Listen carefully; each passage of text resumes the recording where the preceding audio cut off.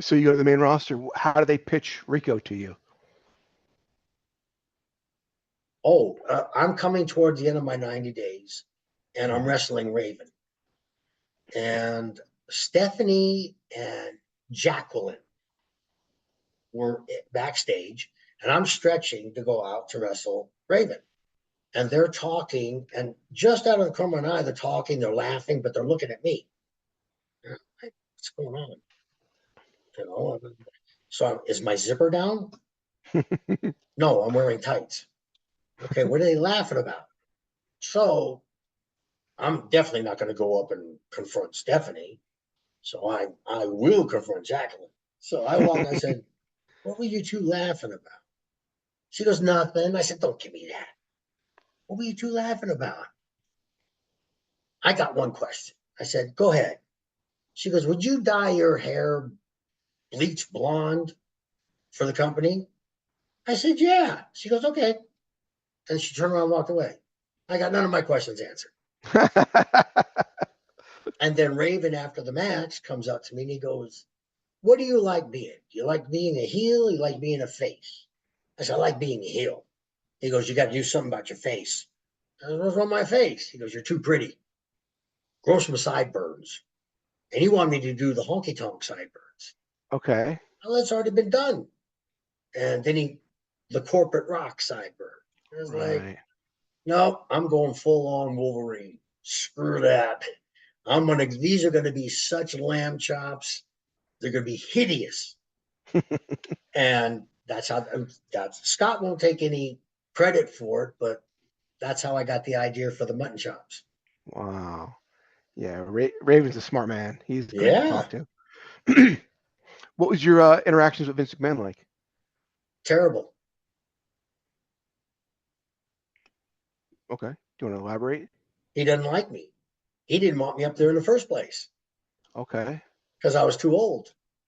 Mm, And then Shane, I'm working out in the ring and he's in there. I guess he's going to do something on one of the televised things. He turned and looked at me and goes, hey, Rico. I said, yes, sir. He goes, you know, you're going to be nothing but a flatbacker. I said, a what? A flatbacker, which meant jobber. He goes, right. you ain't going to make it. I said, oh, okay, sir. Thank you. Turned around and walked away. And then I'm at home. I have a week off. I'm sitting at home. Phone rings. It's the Finkmeister. We need you to get to Canada. Okay, what's going on? Just get on the plane, come up to Canada, Ottawa, I think it was. All right, we'll explain when you get here. Okay. So I pack what I normally pack and I go up to Ottawa. And then I get told by Vince, this is the only time he goes, you're going to be their stylist, Billy and Chuck's. Okay, stylist, hairstylist, foot stylist, what kind of stylist? He goes, flesh it out, and then turned his back and walked out. Wow. And I went, stylist. So only thing I had, not other than wrestling gear, for because now I'm a manager. Right. I barely know this about wrestling. I'm wet and green. Right. Now he wants me to be manager? You believe me, the phone call went to Kenny Bolin right away. What the heck do I do? And Kenny gave me some pointers, and I went to Billy Gunn. I said, Billy, I know nothing about managing, nothing. I'm scared crapless. He goes, don't worry, kid. I got you. Just do what I say. And Billy, you know, is a tag team master, Oh yeah.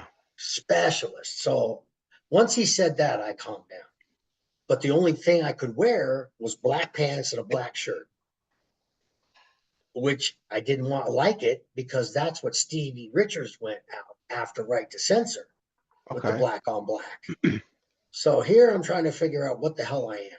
I know I'm a manager, but I'm a stylist. What's going on? Right. So I do that week and the next week. And when I came home, I always, sat in that 30-minute tanning bed, not one really for a tan, but the it would help my muscles, Okay. you know, relax. I'd sweat out, the lactic acid. And that's where I thought a lot.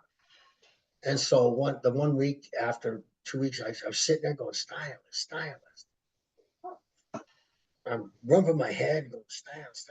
And then it hit me right in the middle of the training session. I went, I'm going to be an image consultant from New York. I'm going to be their PR guy.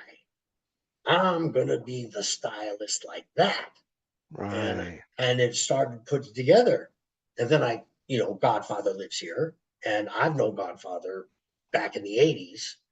He lived here. I called him up. I said, Bear, well, that's how I know. Bear, where did you get all those wild clothes? Because he was retiring. Mm-hmm. And I said, where'd you get those clothes? I got to get these clothes. He goes, oh, you go to the swap meet over here and there. I said, thank you. First thing I picked out was the alligator suit, YMLO shirts. And then I put belly button rings in my ear, because the jewel up top, the jewel on the bottom. If I wore Okay. the red shirt, I wore red lenses, blue shirt, blue lenses, blue earrings, stuff like that.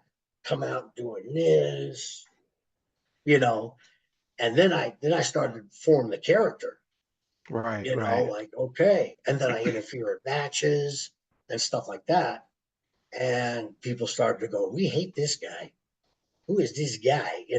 They love the Hardy Boys. I remember when I did that in Canada, did something, I either hung Matt Hardy or spin kick Jeff Hardy. I did something, they retained the titles.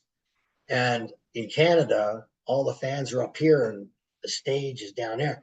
I was getting snowballed. Them Canadians love the Hardy Boys. So, go ahead. How'd you get along with Billy and Chuck? Hmm? How'd you get along with Billy and Chuck? Fantastic.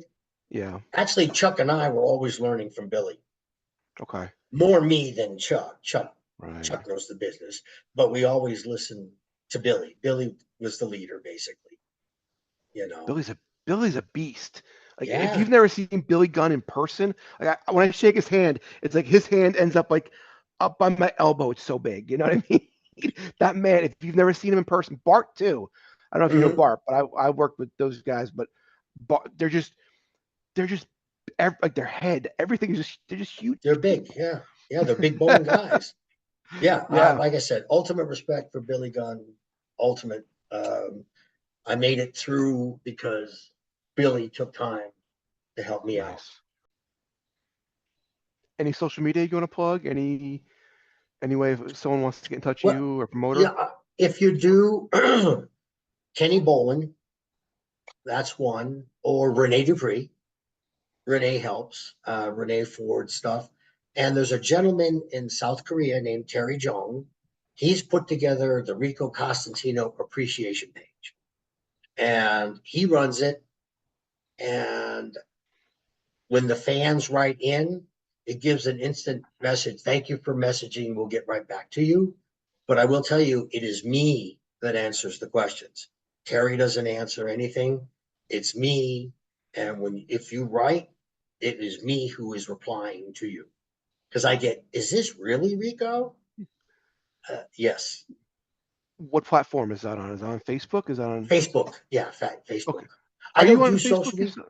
Okay. I have a Facebook page because when I was sick, Kenny Bolin did a GoFundMe. So Okay. I have a Facebook page. I know I have a Twitter account somewhere and a TikTok account, but it's not me. It's Got it. somebody being me. So Got I it. don't do the social media. The internet knows enough about me. They really do. So Renee Dupree on Cafe de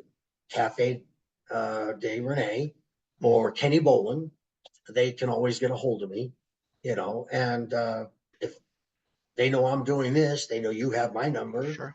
Yeah. If they want to contact you, Absolutely. you know. Absolutely.